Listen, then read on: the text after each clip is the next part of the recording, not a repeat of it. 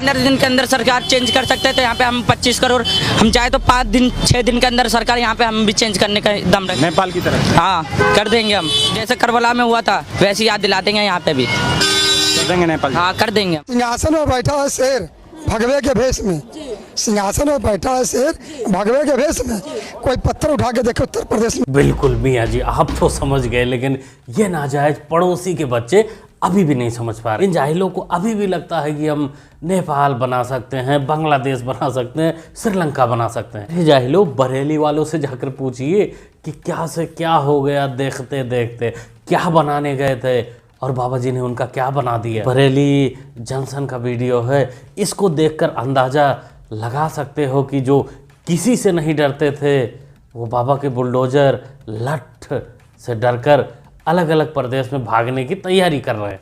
लेकिन टेंशन ना लो बच्चों, तुम तो भाग जाओगे, बाबा जी घर नहीं छोड़ने वाले, क्योंकि कैमरे में सब लोग कैद हो। मिलाकर जब तक तोड़ेंगे नहीं तब तक छोड़ेंगे नहीं।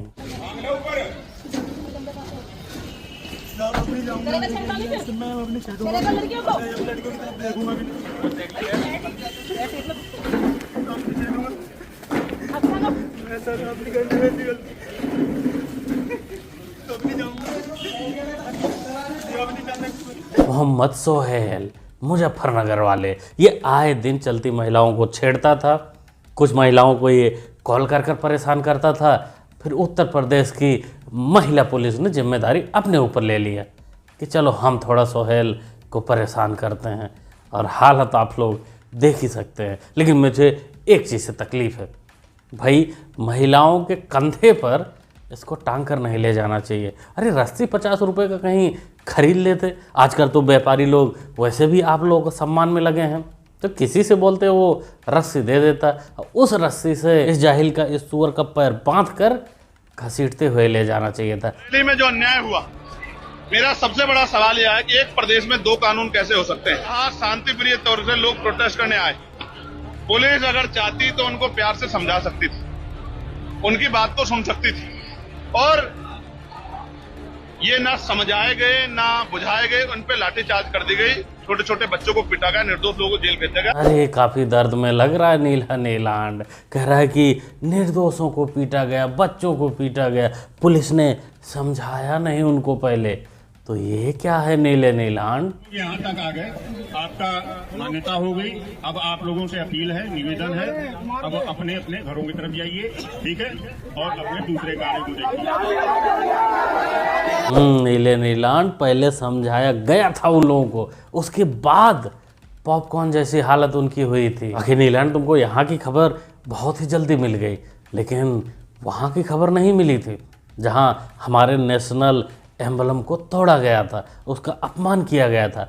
वहाँ तो मुंह नहीं खुला। उस समय सम्राट अशोक के वंशज अपने आप को बताने वालों को तकलीफ नहीं हुई, मतलब मुंह ही नहीं खुला था। नशा करके बैठे थे क्या, सस्ता वाला। आपको याद होगा जब श्रीलंका का वाकया हुआ, मुझसे बार बार लोगों ने कहा कि हमें सड़कों पर आना चाहिए, मैंने कहा हमें नहीं आना चाहिए, क्योंकि हमारा मुल्क है। श्रीलंकाइयों ने अपने देश को जलाने का काम किया, हम नहीं कर सकते, क्योंकि हम अपने देश से प्यार करते हैं। बांग्लादेश में जब ये वाकया हुआ, हम पे फिर दबाव पड़ा, हम पे बार बार दबाव पड़ता है कि जैसे बांग्लादेश में हुआ है वैसे आपको करना चाहिए। हमने कहा हम नहीं करेंगे और ना किसी को करने देंगे। नहीं मौलाना, ऐसी बात बिल्कुल नहीं है कि करेंगे नहीं, करना चाहते हो, लेकिन बाबा के रहते कर सकते नहीं। यूँ कहें तो बाबा जी तुमको करने ही नहीं देंगे, उसके पहले ही पॉपकॉर्न जैसा फोड़ देंगे। बाकी एक बात इसने कही कि इसके ऊपर बार बार प्रेशर पड़ रहा है, प्रेशर पड़ता है कि नेपाल जैसा भारत को बनाओ। तो हम तो कहेंगे देखो, अभी तो ये पुलिस के अंडर में है, उत्तर प्रदेश पुलिस ने इसको गिरफ्तार भी किया हुआ है। तो ज़रा पूछो इससे कि वो प्रेशर बनाने वाले कहाँ के लोग हैं, कौन लोग हैं। कि मौलाना तुम क्या करना चाहते थे बरेली में, क्या तैयारी थी तुम्हारी, ये पुलिस से ही सुन लीजिए। जिसमें जो पुलिस बल वहां पे लगा हुआ था, मजिस्ट्रेट जो वहां पे लगे हुए थे, इनके द्वारा बहुत संयमित तरीके से वहां जो भीड़ आई अचानक से उसको रोकने का प्रयास किया गया, समझाने बुझाने का प्रयास किया गया।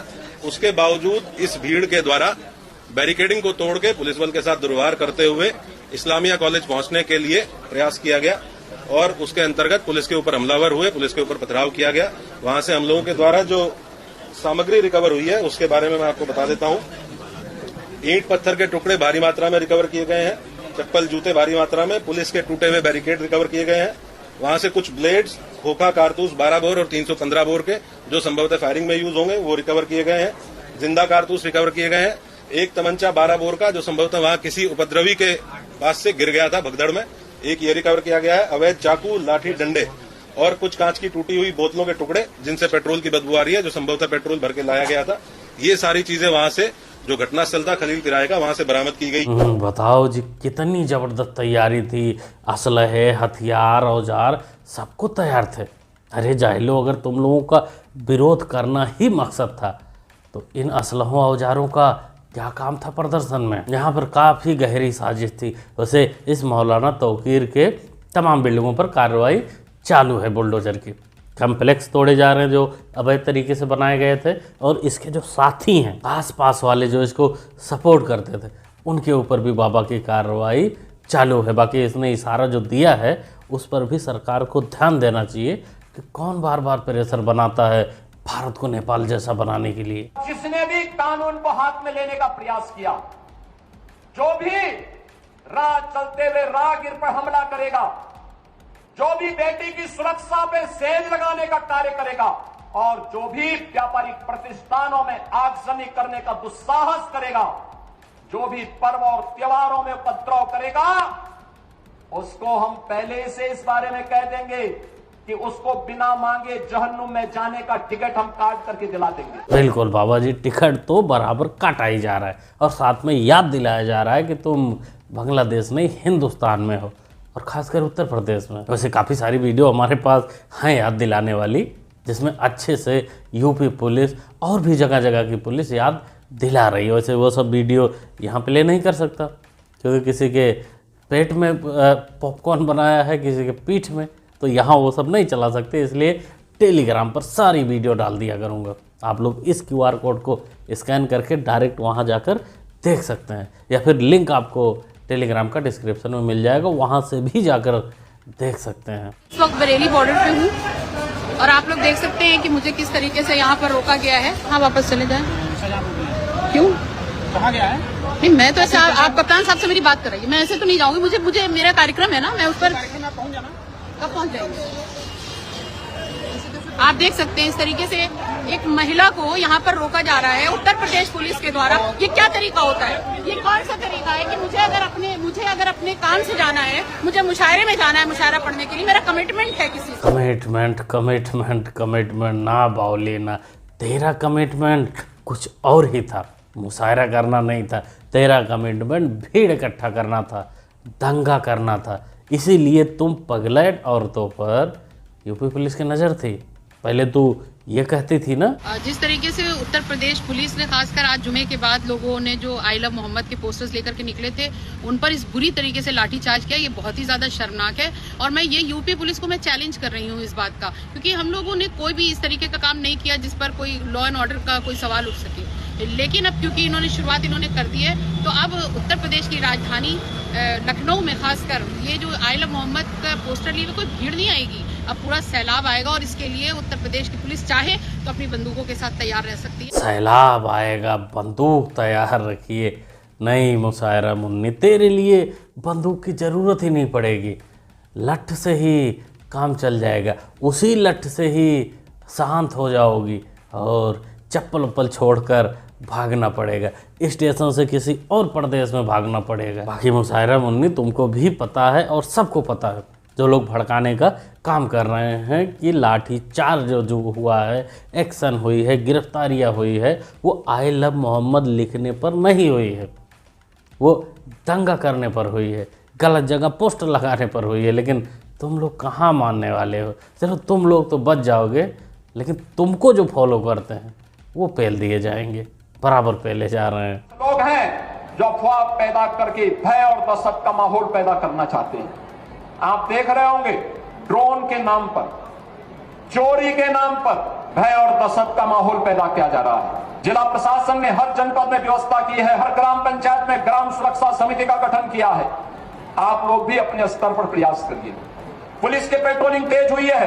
जो भी ये भय और दहशत का माहौल पैदा करेगा, ड्रोन के नाम पर अनावश्यक लोगों के मन में भय और दहशत पैदा करेगा, ऐसे लोगों के खिलाफ गैंगस्टर के तहत कार्रवाई करने के आदेश पहले दिए जा चुके हैं। जो भी चोरी के नाम पर भय और दहशत पैदा करेगा, उन लोगों की संपत्ति को जब्त करने के लिए हम लोगों ने पहले से आदेश कर रखे हैं कि ऐसे लोगों के खिलाफ सख्ती से निपटा जाए। बिल्कुल बाबा जी, अफवाह फैलाने वालों पर कार्रवाई तो होनी ही चाहिए, और साथ में उस अफवाह के आड़ में जो सच में चोरी कर ले रहे हैं उन पर भी कार्रवाई होनी चाहिए। बाकी और आपके सरकार को, आपको, उत्तर प्रदेश शासन को जो लोग बदनाम करना चाहते हैं, जो प्रशासन में हैं पुलिस वाले, उन पर भी कार्रवाई होनी चाहिए। क्योंकि मैं एक वीडियो पहले दिखाया था जिसमें एक चोर दिन में एक घर में चोरी करने घुसा था, उसको पकड़ लिया गया था, बाद में लोगों ने उसको पुलिस के हवाले कर दिया। लेकिन अजीब बात यह है कि वही चोर शाम को फिर उसी गांव में मिलता है चोरी करते हुए। तो मतलब पुलिस की इसमें सब कुछ मिली भगत थी, पुलिस की ही वजह से वो छूटा और दोबारा चोरी करने आया। अब इस पर भी कार्रवाई बनती है और ताबड़तोड़ कार्रवाई बनती है, क्योंकि काफ़ी लोग परेशान हैं इससे। यूपी पुलिस आगे बढ़ो, हम तुम्हारे साथ हैं। यूपी पुलिस तुम लठ बजाओ, हम तुम्हारे साथ हैं। यूपी पुलिस तुम लठ बजाओ, हम तुम्हारे साथ हैं। बिल्कुल बिल्कुल भाई, साथ तो है ही, काफ़ी लोग साथ हैं। क्योंकि इस प्रकार से अगर देश को जलाने का कोई प्रयास करेगा तो उस भाई पुलिस का, प्रशासन का साथ तो देना ही पड़ेगा।